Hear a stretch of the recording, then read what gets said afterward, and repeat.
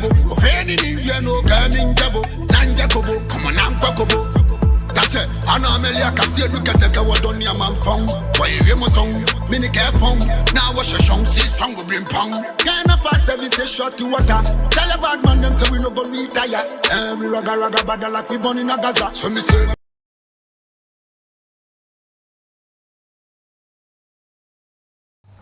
Je na nevenson la blada bi blue ni kami yo be o machi TV no la ngana ashi men ngana ashi so ni ma so na ma so ken club an shida nu ken o fecha ma wu mbala ka shikpon bola de bo anu ncho muni bo ade saka samanta aka me jale akelele fe o dro mene ke mene kwa gbine ke we ko je men fe meji meni mene na le de ke me pi ke baba o ji men wakate sa mi pi ke baba o ji men ka ji achi ameta amlo na me be o ti amle lela me ye kwa me ye o ko se be kuku mi o ba atuma me wo so le mo ke fa pe mo pe je ake o fecha ma we wala be mo chunu ko kwa ni se yen boni afi ni eni eto yen bi papa eni ko afata yi shikome kwa e shan boni fe mo ni ke bo gbe no ngla to ajinu le se bodi enche ona na henyo o sun lo ko enyen lo o de bi ni ama wo one rasta to gbonjo ni se kakla gbeye leji mo ni ke ni fe mo ni ne ba ogbe no ni me na ma blade abi blue nke wa ke gbe mo ni fe mo ni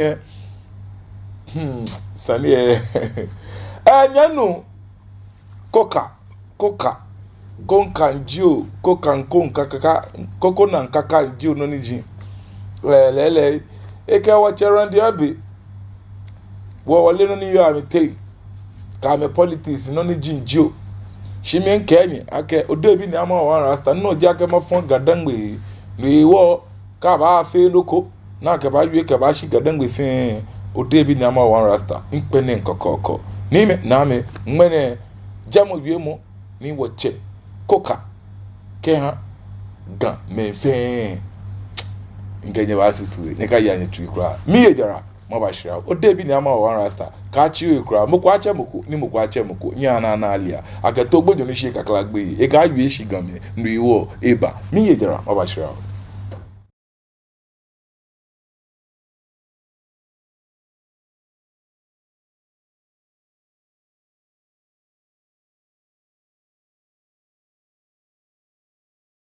Children have a very high nutritional demand in relation to their size, and vitamins play an important role in maintaining healthy growth.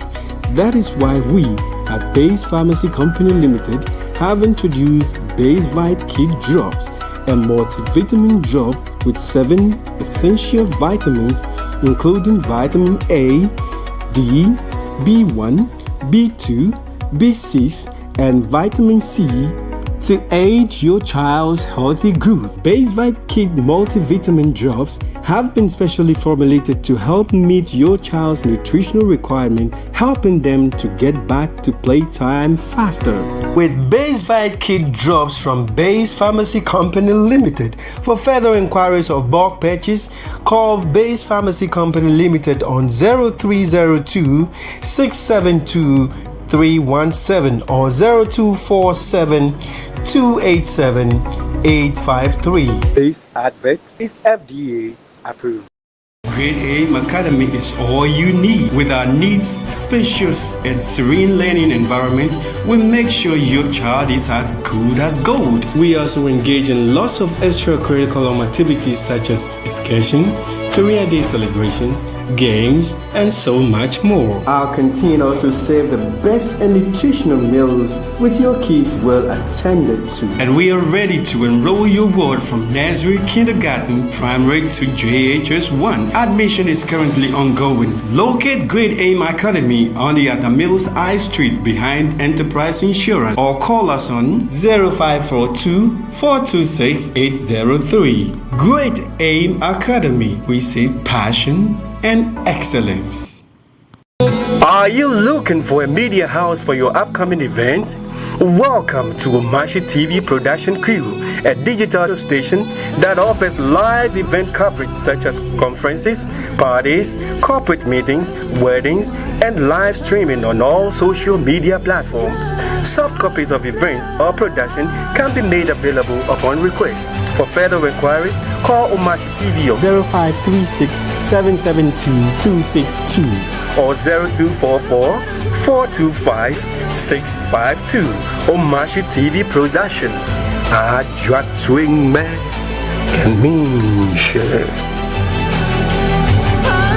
Hello, lovely viewers. You are all welcome on the program Fingerprints. This program has been designed to help you know how to create your own business, including livestock, farming, banking, selling, and what have you. I bring to you entrepreneurs who have made it, who have the skills and ability to help you know how to create your business. This is where you have the experience to create your own business. I'm your regular host, Neodai Afote Kofi. Catch me live on Mashi TV every Tuesday at 3 to 4 p.m. The program will be repeated to you on Saturdays 8 to 9 p.m.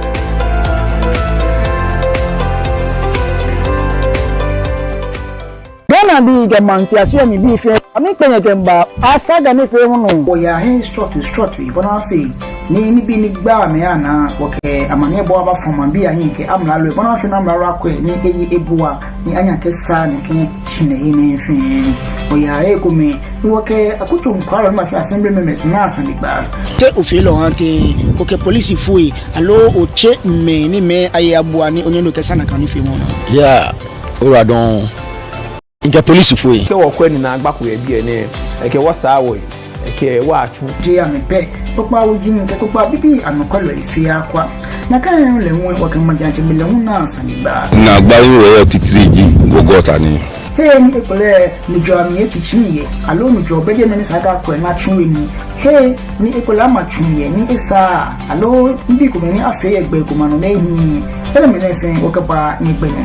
O asada ni fi mo ato ibeja mo kutuba denke e ba nya bona fi ni o fe be ke ha ne ke ni fi mo ni asada ni fi mo ba no da gbe pa no ka se me ni hu le mi ye o Mashi TV no ngbe ni o dai Afote Kofi meji mo ni yo asada ni fi mo ni o chan.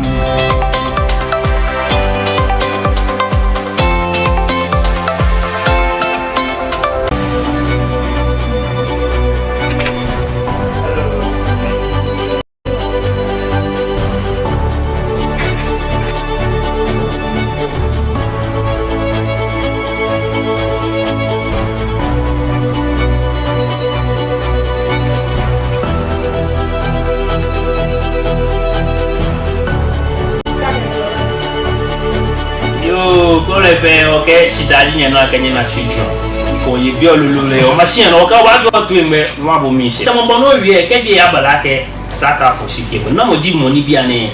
Isake can Yamashine, Noni ya no fe, Coca, Fan, Safu, Nekaji Bonisa. You are she. I could like a mini. Okokate. I'm a fan of Mobini. Chekumi. Thank you very much. Both NDP, NDC. Of will belong to one country. Ghana be you if they are.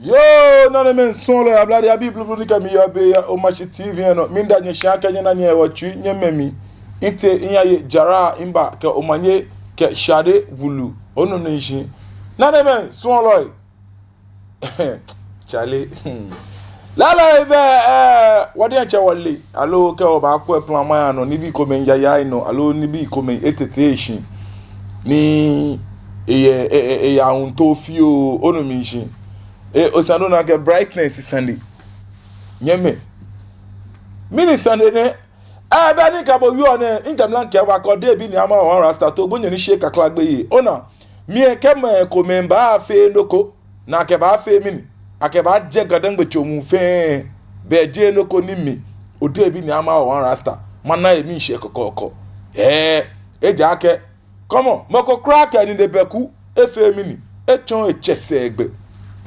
ono mi nshi moko crack ni de beku echon mini echese egbe many ama wie ne nyeme politicians nye fenye politics nye je moji nye ba nye wie Nyebanye kenye ya be because nye rienche ona Ghana politicians say fenye te school come kenye teacher come no nye fenye sugbon come nye fen Julian Roberts jinye onu mishi just aga nye punu nye gendomo mano keni bi shanke penning robbing me adding zeros no menye le amale agbe mo 419 ni bi nye fame come poni ye cheten ona nye fa wa nye me ni nye na kan chete ke card ten na me fio tre mi koko nu tuntumi nu koko e no ye koko e no ye koko e na ye bu ba kan chulashi chomo mi echulu e ni ma fe mi ni ma drobo shika ma bu ko politicians ni yo Ghana como nche ko ni ma sheko MPP NDC ono ni jio ame fe mo to mo say chisi die to mo na no cheme ka nyeme ne wa ka ji nye fe nye politics nya kan nye politics no ni nye fe nye politics follow your politics nye kenye ba ye jamo nye ba nye kenye ya ye jamo chinye kan ni nye fe alokoto mo tribal onu mishi tomo abaje mamu fe dabi nyame meni ya ma yere noko ni owulako koka ko njio konka njio no ni jinjio MCR ofa no na kaini infoni owula mo fia mo ni ba te hye be te wa wie kashi gadangbe bi nyame keke mo ko na san nye kwa ne ta flache akọ acha fun protoko ne dugbe ajitogbo yue nyeme ajitogbo yue to mo mene yue ne je game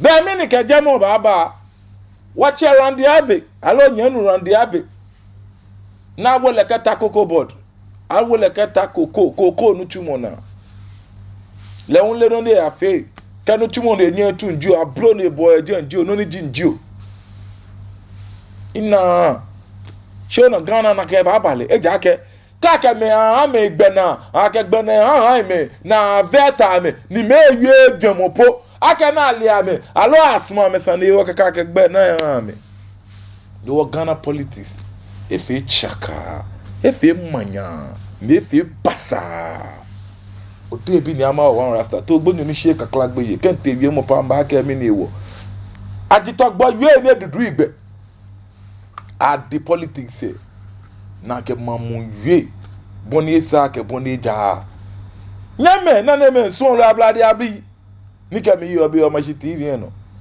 mene ka nya na mi abi anyi ele fonko shi na kan do ko ni mi to ma ke la ke egbele wie mo se e ja ko yan fo ni be lo ko kura e shamokulu ni ka di ele mi to ne ne le ake ko nu chumo ne yu ake game come on ko ka mo ko na ishi o yu ake ni ganyo mi lele ye mi ni ko ganyo eko ye ko dumo mi shi ko ka oyen pano ake monike ko eba ni nmene bobo no yo je ne kolo oni me ko na kanso ma me ne ko na me ka chomo gbeme na me ka chonye du ka fon ni ba ganye ana nu ni oduto oni to ame nyawu me ko me ni ka anye cheike na penti e follow po na ke banyenye ninye ba ile ojala wa ninye be yin chele mu kumo o batashi kero and abe alo round the fero ko ne best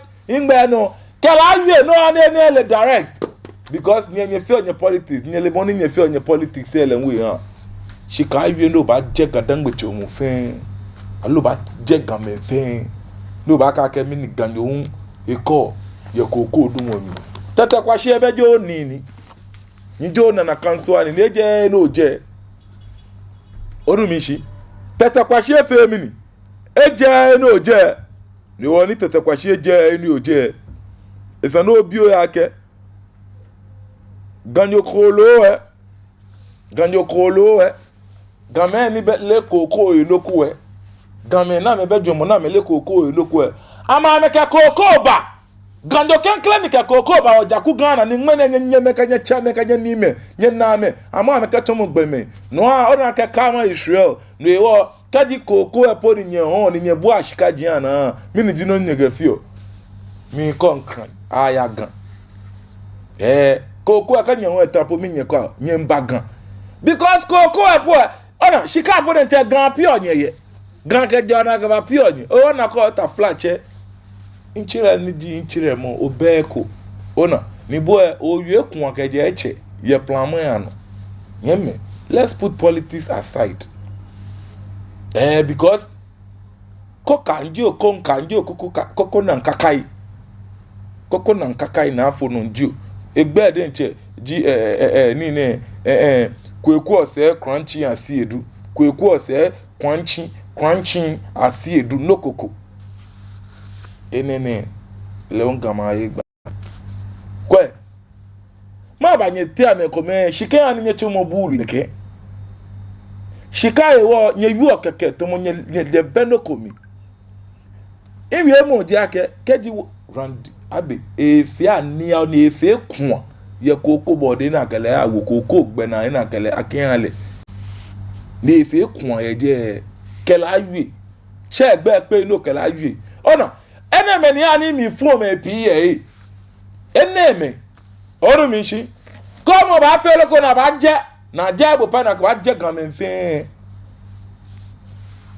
ona no koka ni oje de intentionally children dey abia ni masha round there ni masha ke ni taje ne ko le fe boni jake boni sa kun pa agbe ake kun akoba ba ne kele ba yu dandale mene je yu mo insimo ma yu mo boni te le fin esini foni ye e ke gan me mini unko ganyo eko e ke mini ko gan ma eko ke bale koko dumo mi sha me wo ya ke kwe ni kwa abulu ne dugbe yin awa kwa sini foni eni wo bo ida chaka awie mo to eni wo ba shira o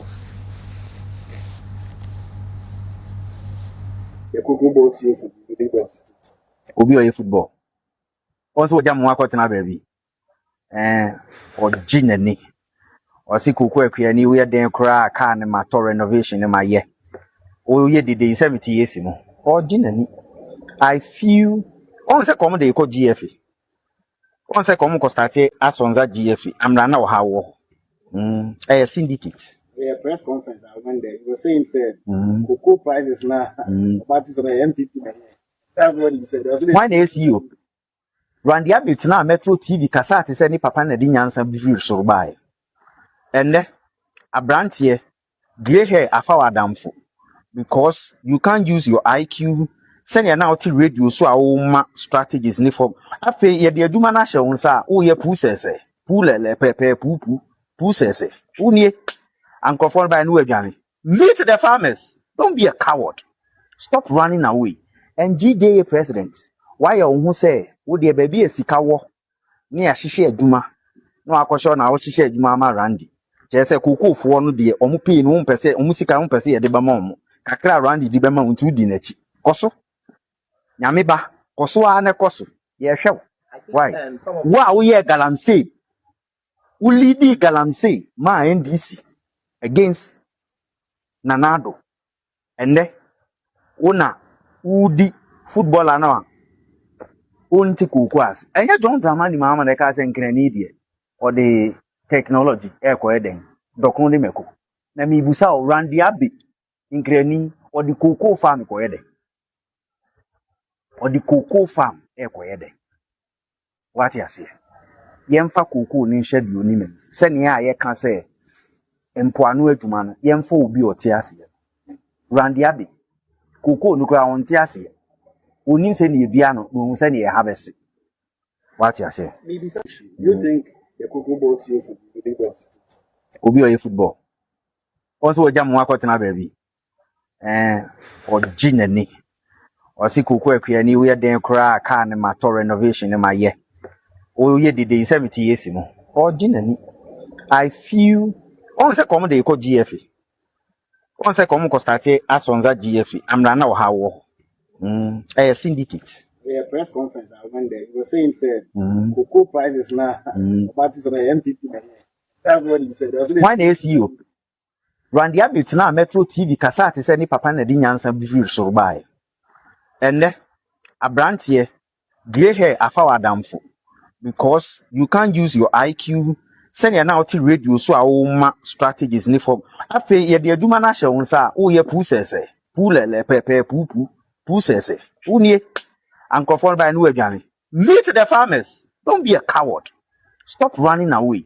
And GDA president why you who say wo de baby esika wo ne ya hye aduma no akosho na wo hye aduma ma Randy je se kokofo no de omo pay no mpese omo sika no mpese ye de ba ma omo kakra Randy di be ma untu di nachi koso nyame ba koso a ne koso ye hwe Why?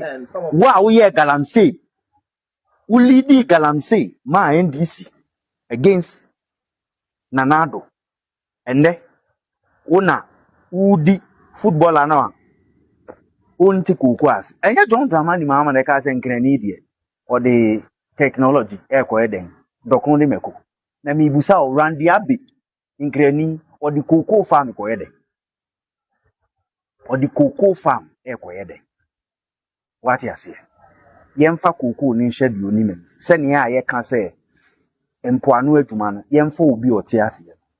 Randy Abbey, cocoa nuclear on Tiasi. Unin send you Diano, who send you harvest. What you say? You think the cocoa?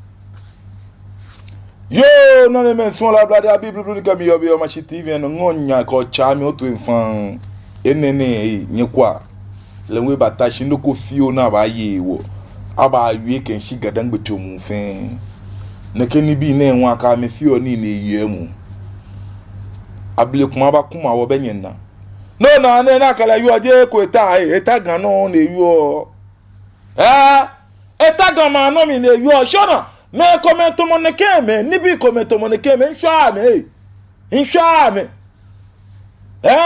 wonu pa gadangbe politicians come ke gadangbe chukuna talo e come ama me fe ni mena e bale neke ama me fe ni wo bule ke ni bi fe egbo kwa who brought cocoa to Ghana tete kwashi nse na nyeta shinye ke tete kwashi atun ni e conclude de challenge me be ni bulu bale ni wale tan ini ni kan so akocha akote yue lele Monica cocoa aba Ghana le mfoni ona start yo na wo tete kwashi mena me ka tete kwashi proje ganyo ni shi tete kwashi je ta flache ame infe flem shona be piye taka boni jamna ni wiye inshame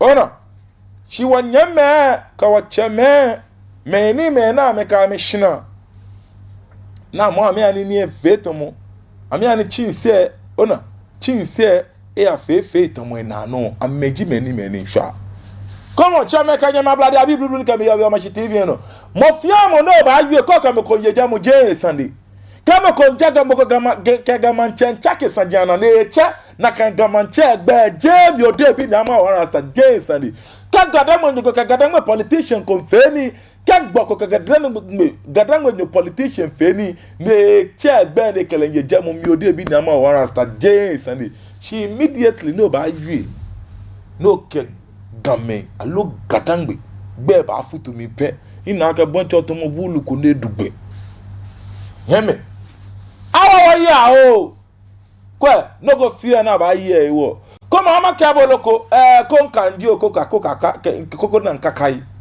minto no li ake ona game ni gadangwe bi oleboni wo yo ko to ipe wo ba boy ko to na ipe bo ba ipe bo shona na kan ipe ona na kan ipe wale ka ko bona that ipe will cost your life what about people? Shana na kan I pay. O wa lo ke ba chi. Because aba people ni ta fla che ko nye ko che po nu ye e ba gba me na. Nyeme. It's about time. No na. Ne ke kwa kwante ani bi ne po. Esana nya gu ye wo jaku Ghana. Ike aka gadan we jemi ye wo. Be sana mata shi ni gadan we ko. Eke gbo. Ko afe ni ni ke ba yue eja amechomu fe ka Mr. Bedi akuka bo fe ni eja Mr. Bedi akunu ochi egbe keta flache otun fo se tutu ne ke bogan dangbe nyoko fe ni ko oje che le egbe shika che no che manchomu fe o shikome ko kenkle no nakano mi ode bi na ma wansta kaji gadango de ko bi etashi ne ke gbako feni ne je ke mo me fento mo oh achante me lebe ko lo di ame da bi nakan ganyo nshi oto han le ne ba ye because man ne la ke efe bulu ne efe kwa e ja ke ka achante me bulu di ame ne che mo gbe mo ko me ka bo feni je achante me fen le elu ni wo nyon ka achante me bulu di ame je Hausa me fe na elu no onyo ka Hausa me bulu iji ame kemoko ka bo fe ni ye chamo gba no kala ayi odo mi shi kwa wataji wana me piye ka me yin chile mo kwa me ba bia na wa ke ma ga tuntumi ana akoko chile mi we na fa we o ya duemo o ba na dobo ishikabu ye gane komo be ni wo yin etene nyeme awa wo ya o mini no ni shitake boni wie onukpa ni wo yin ye kadangbe ne sana me ka me na ji amma moshi kona gu nekeni bi akpa no ya aka ya don alo nekeni bi aka tete ehien neke wo onukpa ni epo amechomo ame egbeye loyi amechomo ame egbeye loyi ana no kwale efin anya wi ejake adidi musunya se oda ahun kadangbe menye na me na ketomo manu wo nye ahun ame no amba wi bona me twisu amba wi ame dandale nka me ti anwe still ame tami na kan no because ame na ke o we mu de omu ye mwa ni wona me ni ba wi kamu ko te wi mo nwe me ni olo se na me tro pendwe ame famba teshi na me wi keshi awo wo ya o maba nyeme boli neke bi ami ode bi ni ama wan rasta kenke ma din twi se ekole ma ya lebonde sa onai ma ya lebonde sa ama kwa Facebook koni magbele phone line se ni ma bi nyo nye twa ni jomo because no ni na eje ona twi na poto mo onu mi shi nye nu Jasin Nikwe ye no ekamini that coca boy is a very disappointed cow because of small food he go chop, so he dey disrespect Gadangbe people. Twangashin naga mene yin ojogbe yin asisue lo ajitogbowe shin ajo aloko ne pesisa ni mama be nakajibo nile na naka konka yan efo isho abbreviate egbe le fele konka ndi okoko na nkaka ndi okoka yaje no nyenu the Quest Media Gadangbe ekamini. That's a very ignorant comment from this coca guy. Twangashin and beke alopadi we mondewe you tafla je jomo bibio ne kepo bei odo minshi because in keko ko na fe am chame ka me nyeme ka me ni me ka me na me ni namo koko etete kwashi Gadangbe formo bi lekeba odo minshi ni woni lekeba kwe bo fe bro wa fi won de je show to mo faji yen no ba nyo ole o sa swimming pool mi wa lo sele fa mi wa shika ke bo she show mi yo ba na ke straw to yem odo mi shi the Quest Media Gadangbe ye je no kamini. And this is why I've been telling every Gadangbe that if we all don't get involved in uplifting our institutions, everyone will face the disrespect. And yemi bi jomo bi mo komeko ye bi e kamini ene ha na ko nyeme tete fe Gadangbe bi fa ke ka wo fe wo ka wona na machine wo ba fa wo Gadangbe ye na ne keson aba ako yin ba tomo takohwe ke tumo ishi tomo me ko me ni bebe ni komi ye je no de ka fitai akamini. In a democracy, you are responsible for your future. Gadangbe as a brand is being degraded by some of our G8 citizens, and regardless of your money or status, you will be affected. People are not being employed just by the sound of their name. No, na democracy na yen ni we money ma we ma ko ni ma wie ko o wo se ya bodi en chode onu mi shi ni Gadangbe bi ona waye suko onu mi shi waye suko ni efi atomo Ghana bi kome sumo ni tomo ame ke wo afe tomo takohwe opon na oboni wadi nu wotamo ha ame ko ame shikaka ame ni bi yewo shitaka boni tamlan ka nyemi ke fata aga be ni bulu ba le ni wale ta yeme mi su ma ka magbele phone line se man bi Over to you, Jola. Think Belek Ban. Couldn't you try your Tony Domo? 027-432-4331. 027-432-4331. Concandio, Cocandio, Coca-Cola, and Coca-Cola, Kako, and Joniji. Kwekwa say crunchy nuku. Enene. Ega gadan will be mini call ganyo coca, you coco Sunday. Shiminto ni makela ke coca ya sunyani no akwe. Obana gama bi na du coco gama kloa de me yakwa sunyani chira. Inye chakwa me gani me sunyani chira na du coco. Kwe what median chamber boss nigala tuni abloma ni di ni no Morton City Real Estate. Ya na kwa coco katimba mo dala abone yin gadan we form bini. Ni waka fika ni wie ta flache. Aka wie tomoni ase na didon yen. Awie tomo menete school ka venye wie atomo nyeleni. Ona e fe atomo o chale mi ni sande po ne bulu fe bulu e ba dro like ni na mo. Sande ni bai wo. Come on. Ni bai wo me ni ana ma ake nchere lo ife adudu igbe ba fe kwa. Ba wie boni sa ke boni ja. Awa wo ya ho. Nyeme mini kra twini. Kashi maybe. Ni neke kwakwante ani bi ne. Ese ba afofo yi. Nyeme ngbele nkpa 027-432-4331. 027-432-4331. Ani kabo yo mieche nchata niji ni na te atwela agbo. Lele wache boni sane atele leun engo ina. Niji wache ni na te atwela agbo. No.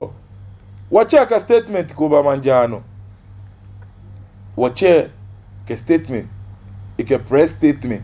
Efemini. Eba manjano. Ni masumake keji producer yeje ebo be mi ni mi npa nko se egbe no. Ona be mi ni mi npa nko se egbe no. Ebo omode ni eke fon. Hawo ko ni majula mi. Ebo omode ni ko WhatsApp ni eke fon no. Ko ni mana no ke fio. Wache ni na ate atwele agbo. Onake niji gadangbe fomo bi komeko ni gadangbe ken twino wa ni leke na neke kwakwante ani bi pe etuye shanle ejake nake gamen waji me kome na yi wona ato awo ya afofin shin woke moni sawo ke bule besana ke wo ke bula femini amu yemi 027-432-4331. Mina ke abladeko eba kwano. Hello fane chogba kwano gba kan no cho akejo. Hello. O fa no gba kwano gba kan no cho akejo. Acho me Alex. O fa na no na ya. O ya kwano. Nandi abe no defend le amle. O fa ka defend no ko ni. Ne ba fitije me. Ofa no obo mi tuwe. Hello? Ofa no obo mi tuwe.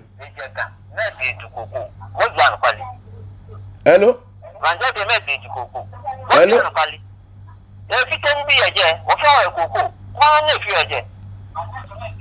Ofa no obo mi tuwe.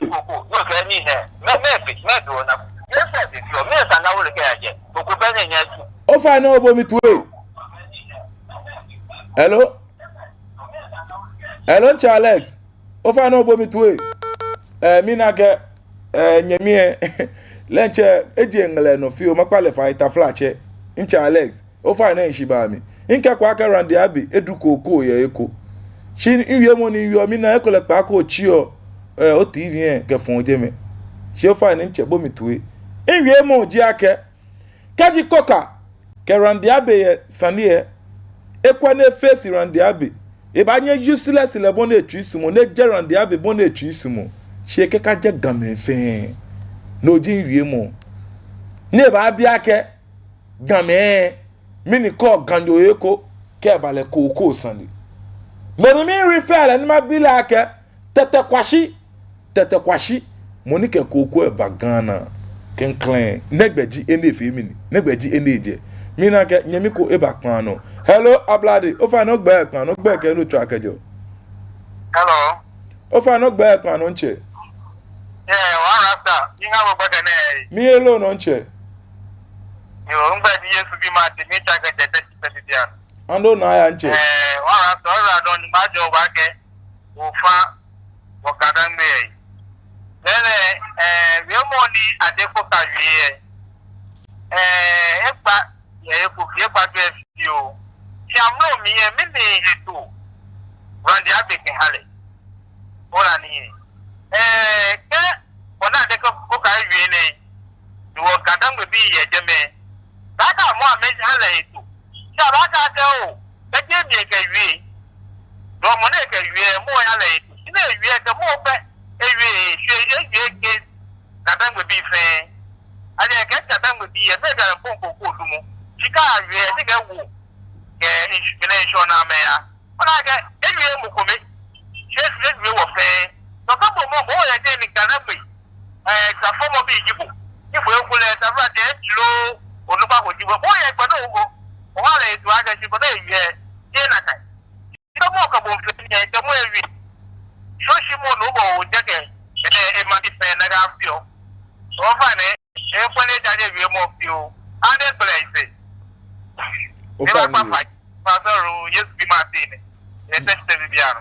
yo nche Yesu bi ma ti o wala don o fe ma we e job ke o jomo ni o ba chon ko nga onu ke ba fatai ona ke yenu Alex no ji wie mo ni inwo chon ke lele Randy Abe ke ba fite coco board njo nye coco ni tumo bone ba fele chaka amanya podente insho to Randy Abe aka ye oru mi shi eja aka mi Ghana no di mi ni Ghana no ya ka hwele mo jino ni wo fi omini wotawo no ewo kaji Randy Abe infe kuan nke ani Randy Abe nele ake Randy Abe o fe kun kaka bo ewo koko gbena no bedwe mo ke nile na ke tun koko eniye ke mo amla lu ake o pale fai o dwemo no yin je koko dwemo yin no iwo adie bo yejeme na ke bo awo ikonkulu no jino ni yo ni ke na agba aje ake ni koka ba yue ne ba yue ke ba shi gadan gbe chomu fe alo gamen fe no jin na agba chije Randy Abe ne ken wie jin na agba je no je na kan je from je ene dun alo bon ni na le je na kan kra je no jin cho ni man no ino je akeke mo ko efe ni no kele wie chieta no kele awie mi na ke kola ko e ba pan no elo abado fa no gba pan no gba ke no cho akejo Steve Lampi. Oye plan ando na ya. Ofa venka ka jama provi. Yo, ando na ya. Venka ka jama provi. Ofa ne yo ando na ya. Ati mo na ya ke. Ati mo ni ya na ya ke. Kama pi kuku ya. Kasi kuku. Ina so ko kama pi ya jama. Kama kuku. Kama kuku ya kuku ina so. Ni vambie kama kama akeni kama kama na kama yo if you look to support you the party when you share on you any one you akeni let me come in kama kama kama kile afu mo ko kwa itakuka ya ina tambe kosi yetu ni control ni na kare tuna mtu so ya se kwa kwa kama ni hoje para me femi bi ni sa ni fi abi mama bi nya me je kama suba ni me wa nya me je kama suba te ka po ko duro ko ni mo so ko ti ro be ta ki le je e ya yo saka ni no ko fi je oyi wa don yo nche oyi wala don wache lehun echon ejamo shimie nke afume mai esani apologize mina ke nyemi ko eba pano hello ablado fa no gba pano Yesu bi mate hello Yesu bi mate yeah me no so far we mo ne nti awo college ni wo fa o machi me family fa o machi fa for not na ko ne ke no we ka if you use audio because you use audio perform it that is for boy three yeah TV no you of no what program no it that is no you are going to na ga ni Android but no you are the no when me no ta say that one no think about you on that TV here think for move bro if TV me if noise you can me no for yourself come out but the radio oh you go no so no no but me fa me fine yo ora don nche Yesu bi mate oyiwala don lele tumo be ni nche yu nakai no keji otwa pabu fa ni noko afebo kefie chio ifio ye ti onayi mina ke nyemi ko eba pano ablado fa no gbe ke no twa kejo o fa ne o de yama lata nta ke je patem ajo mi ni obodai nche obodai ando na ya ajo wo team make accept me anapu waka ni ka ga ba mi ye no mai ona what lose God nche obodai hello nche obodai hello nche obodai o fa ne ano oyan yo mo no nche obodai o fa ne ke anana le ake chime ka chente me eko men ebu gamen because aye me ko me oni bu gamen yo aya ano ya yo mo no me ko me ebu gamen the fact edidi como ni se me esiganuwa ko na pio poto yes because I'm going to go in Noga. You are taking a look at it. If I take a program of you, if I talk to you, I'm full of you. No, because for those things, what they in what and some of the world have. See, I mean, come on, let's take it all. Come on, come back. Come on, go you to well, what fight? When it's everybody about place.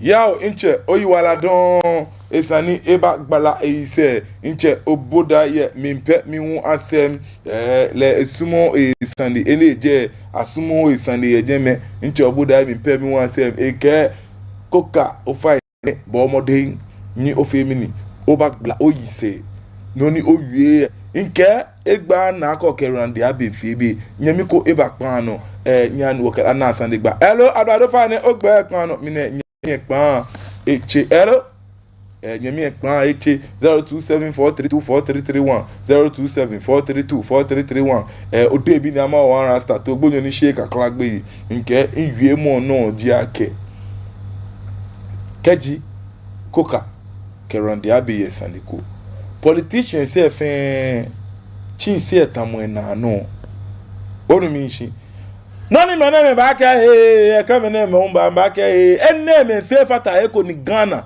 wo ye se gblashi ni noko ya no fia no fe manya ye Ghana eja ke dane minority sumo na mba majority noko awom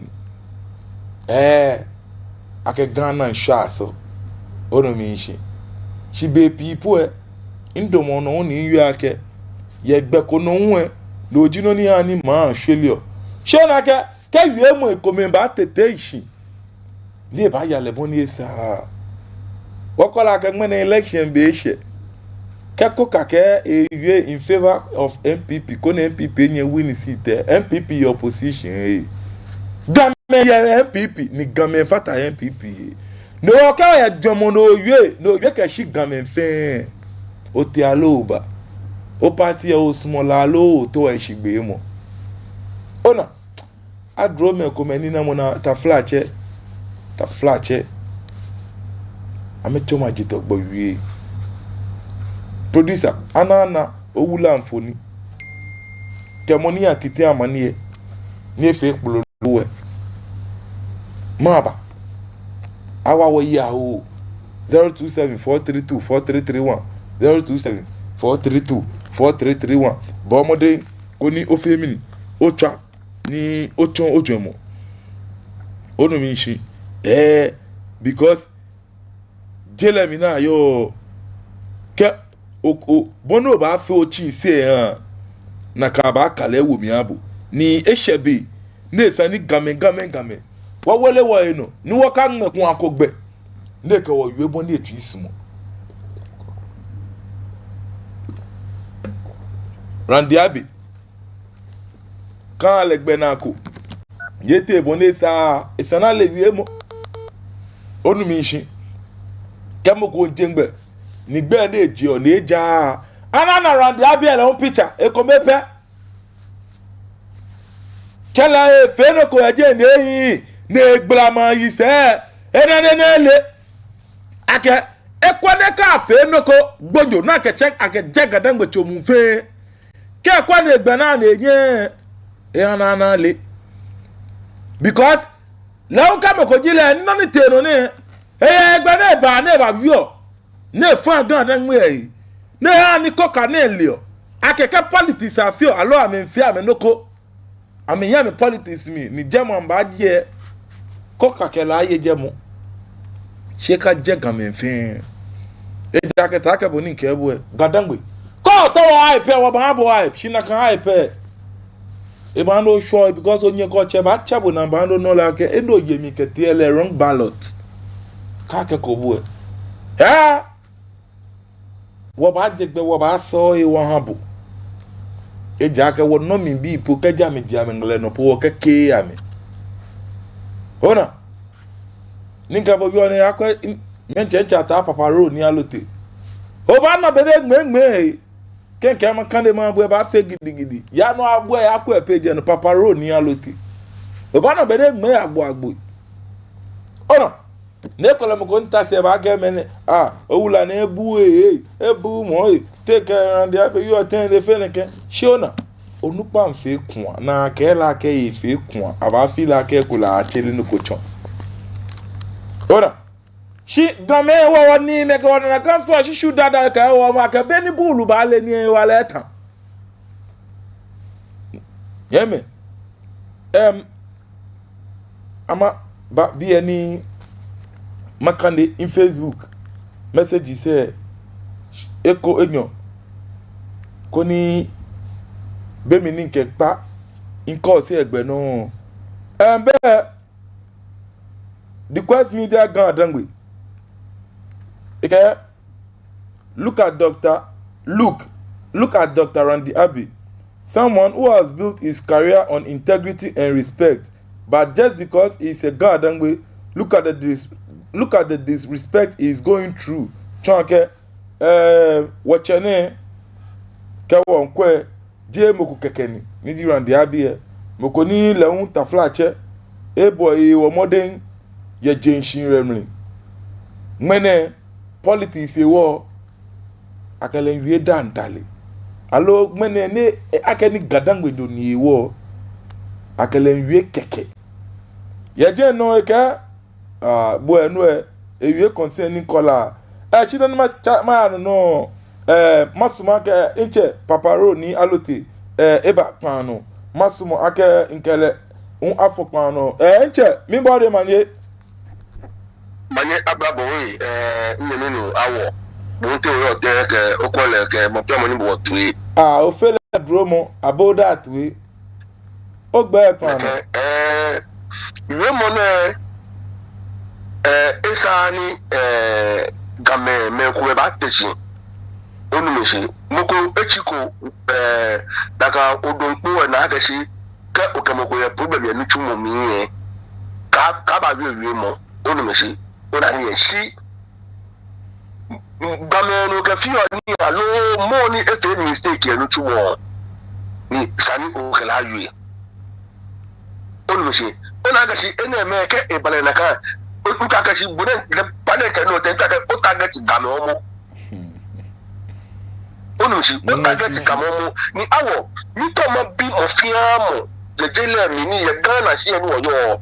Ke akeme ko ni awo le mo nu pa na mi pe Ghana bi ase. Game nye fe na kanoko. Game nye aha me bena ni ama mess up. Apart from when you ni dana ma fe neke ani kame ama fe am fe na kan pula ni pona ba yue ani game waka wana bu wo mi no wo kaji when mi danu ale gbena ye koko whatever ni ekura efe mistake mini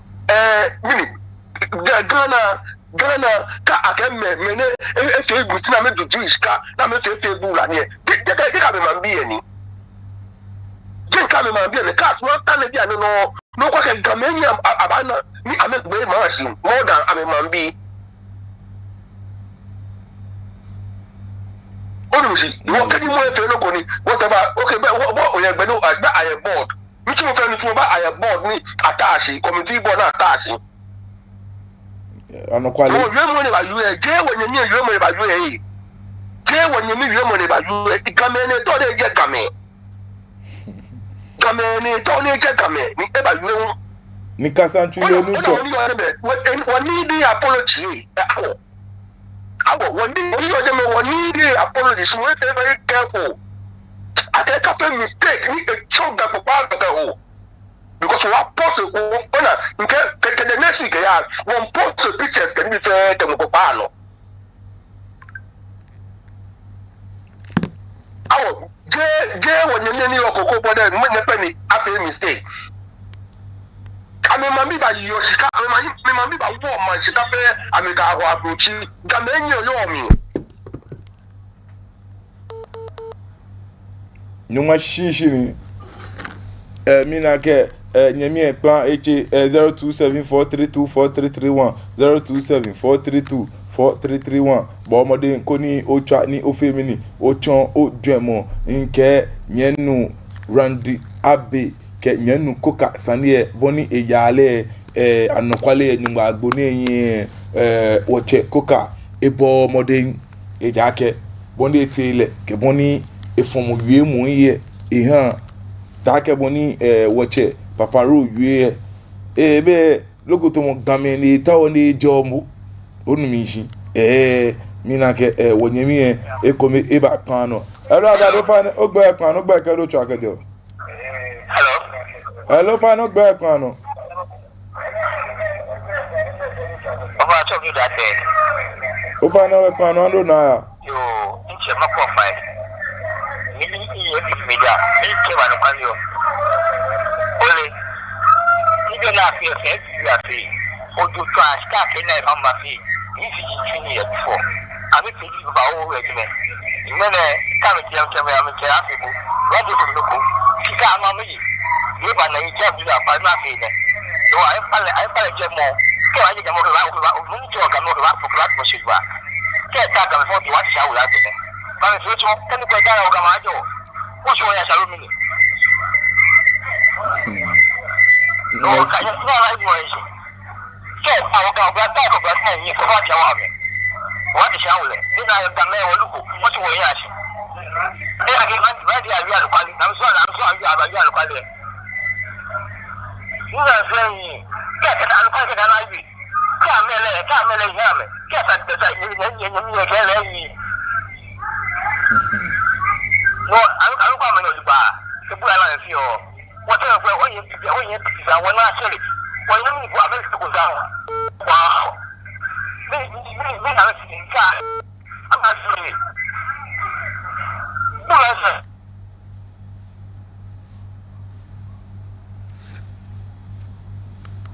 Yo mina ke nyemi ekpan eche 0274324331 0274324331 mina ke abladeko eba pano hello nchafa no go ekpan no gba ke do chu akejo Hello. O fa no gba ekpan no gba ke do chu akejo Yo, ajo ona bu ila itete. Mi go je ba joshi. Ando na ya nche. Program ni if you le. No much wakame wawe iko wote wange woye pa wojage ashimashini wa one problem was you wa wakame wala ame kwa jo wo wo so wo tin yes wo naka amashama yawo ndo bonu waka ofe watchin se naka me kale wo mi ona naka ni naka yale woni awo obiri wo ndi mu naka amashale wa ko ntishie ka ko titabe ke wo kan eti palme do eti me ni ai le ke wo wo na ji wo te ba mi ke wa bu mo ko e me wo ti ko ti yes come me wo ti ko ti ni mi mo ado aka na ka po ka ju ka ko ju ko mi ni ka mi ni age eti mi mo ni edu eti da ni edu na ka mo si wo ka me wo ti ko ti ko ke wo ka ya si ka me wo ke wo ina wani ko e ba abi jo wo ba nya wo ti a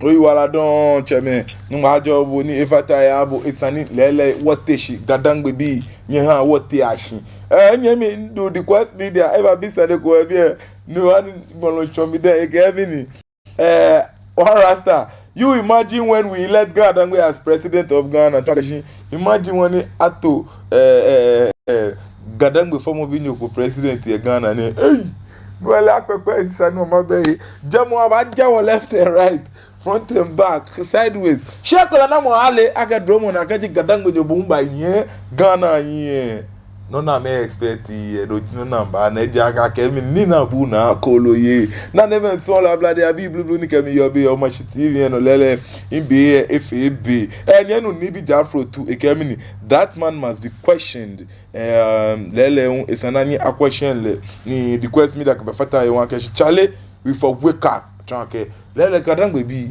esan wo yin wo femini esan wo yin wo teshi le ke je na kan yen wo ba yeyele na yesumi na neme ablade abi blue ni ke be yebe yo ma TV no mi ngo shida pete npele ke ha o fe ma we ke mo fian mo wo kwaji nu ogbla fin ake Gadangbe bi ye wo hwe je ake e ba hwe wo yen hwe acho ape wo no be mi hwe na ka cheme ko me nche ni fa na gbe ne ke wi mo ko fun shi le san wo kwa mi wo to gba ake le Gadangbe bi ke ji wo na gbe na pe wo yen pa wo yen me ano chi mun ke fe kpulolo we ni wo fu ake sana mba fu yawo nya wo kwa adon do gba wi mo wulu ame wo che wi lele hu ni wo che ni twaka ja ko chi don shen wi mo wulu wi na no kwale wi mo ni eko no ji tomo be no de bi ni ama one rasta ni min to sponsorship keke na anya gba ona ika ka fio po na anya support koni shambo ni femo ni ne ni fio ni ka ba anya gba no ke Gadangbe no ya ke hwele mo ko de nye ya no o Mashi TV the first private Gadangbe TV station Kenkle Gadangbe TV station